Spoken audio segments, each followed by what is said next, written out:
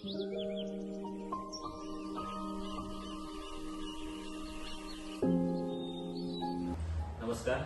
मी शुभम जाधव, स्नेह रिसॉर्टचा CEO आणि MD. Resort तुम्हाला सुरू करण्याची प्रेरणा आणि कुसगाव हे ठिकाणच का तुम्ही निवडले? तर काहीतरी व्यवसाय करायचा आहे या दृष्टिकोनातून आम्ही सराउंडिंग पाहत होतो.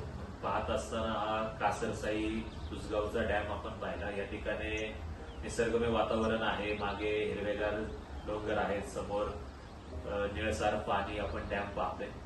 सो या ठिकाणी काहीतरी चांगला व्यवसाय होऊ शकतो या दृष्टिकोनातून आम्ही हे रिसॉर्ट उभं करण्याचा प्रयत्न केला आणि ते स्वप्न घेऊन आज आम्ही या ठिकाणी काम करतो. हे रिसॉर्ट साधारण आम्ही 3 वर्ष झाले रिसॉर्ट चालू करून. रिसॉर्ट चालूच करत असताना सुरुवातीला पहिल्या फेजमध्ये 5 रूम, नंतर हळूहळू मी डेव्हलपमेंट करत गेलो.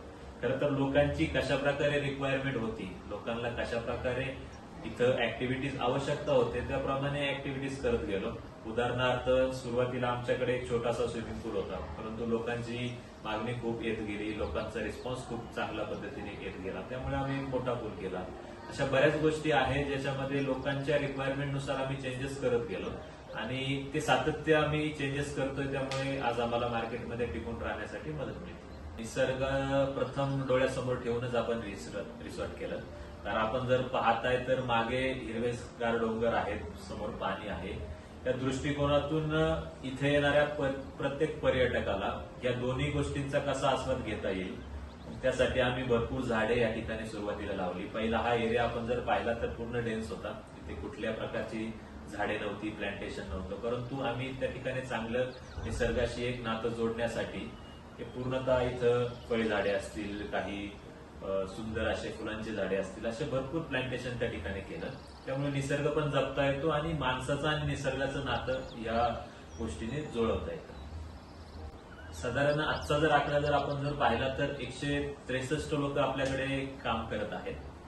यामध्ये सर्वच प्रांतातली लोक आहेत, म्हणजे काही महाराष्ट्रीयन आहे, काही इतर प्रांतातली लोक आहेत, परंतु सर्व एक एकोपाने इतर सर्व फॅमिली म्हणून काम करतात. बेसिकली आपण जर हॉटेल इंडस्ट्रीमध्ये जर पाहिलं तर सर्वच प्रांतातली लोक या ठिकाणी येतात. सर्वांचेच विचार, सर्वांचीच भाषा, सर्वांचेच आचरण वेगळे असते, परंतु हे सर्व टिकून ठेवण्यामध्ये एक मोठा कस त्या ठिकाणी असतो. तर ते टिकून ठेवण्यासाठी आम्ही विविध ऍक्टिव्हिटीज त्या ठिकाणी घेत असतो.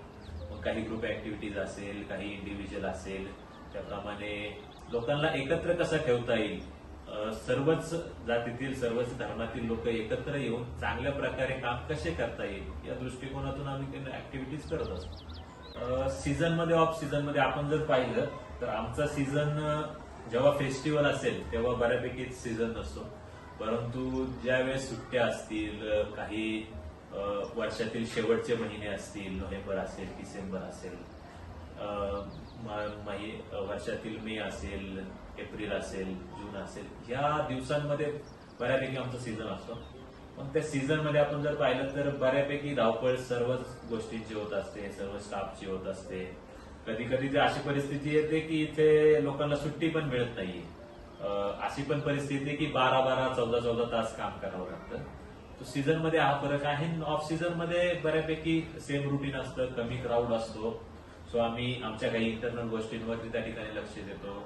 मग काही ट्रेनिंग वगैरे असेल, अशा गोष्टींवरती लक्ष देऊन लोकांना कसं मोटिवेट करता येईल, आपल्या स्टाफ कसा त्या ठिकाणी चांगल्या प्रकारे समृद्ध होईल, त्या दृष्टिकोनातून आम्ही ऑफ सीझन मध्ये काम करत असतो. कस्टमर कडून खूप सुंदर प्रतिसाद मिळत आहे. निश्चितपणे आपण जर पाहिलं तर पुण्यालगत असलेलं हे रिसॉर्ट आहे. आपल्याला कुठेही बाहेर फिरायला जायचं म्हटलं की ट्रॅफिकमध्ये 2-3 तास कसे पण निघून जातात, परंतु या ठिकाणी येत असताना पुण्यातील लोकांना एक अवघ्या 1 तासामध्ये आपण या ठिकाणी येतो आणि एक निसर्गमय वातावरणामध्ये बसलेलं हे ठिकाण आहे. लोकांचा चांगला प्रतिसाद आहे.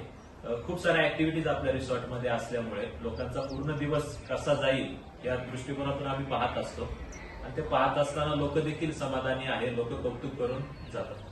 रिपीट कस्टमर येण्यासाठी आम्ही दरवर्षी दर 6 महिन्याला नवीन काहीतरी गोष्टी घेऊन येण्याचा प्रयत्न करतो. जसं की यावर्षी आपण जर पाहिलं तर चॉकलेट फॅक्टरी आपण त्या ठिकाणी केलेली आहे. पिक्सेल वर्ल्ड म्हणून एक थीम पार्क आपण केलेला आहे. प्लस स्नेह प्लॅनेट म्हणून एक थीम पार्क आपण केले, त्याच्यामध्ये काही चेंजेस केले.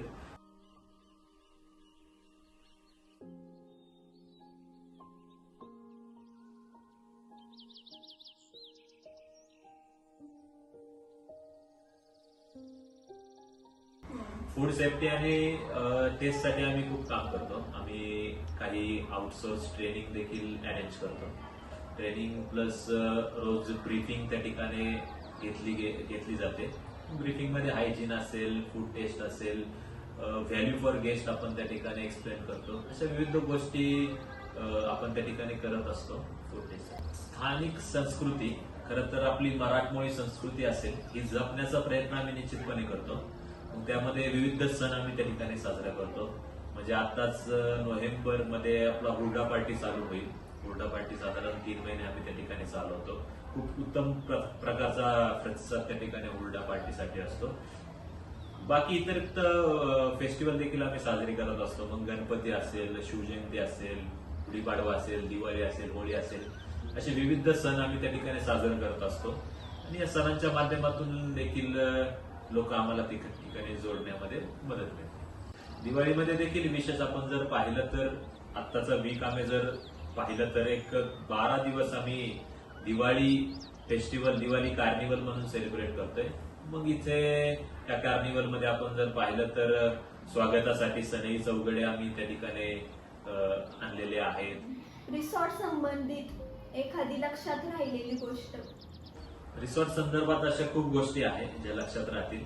खरं तर एक प्राऊड गोष्ट अशी आहे की इथे येणाऱ्या प्रत्येक व्यक्तीला असेल, महिलांना असेल, सिनियर सिटीजनला असेल, हे आपलं हे रिसॉर्ट वाटतं आणि इथं सेफ वाटतं. हा मेजर एक प्राऊड आमच्यासाठी गोष्ट आहे.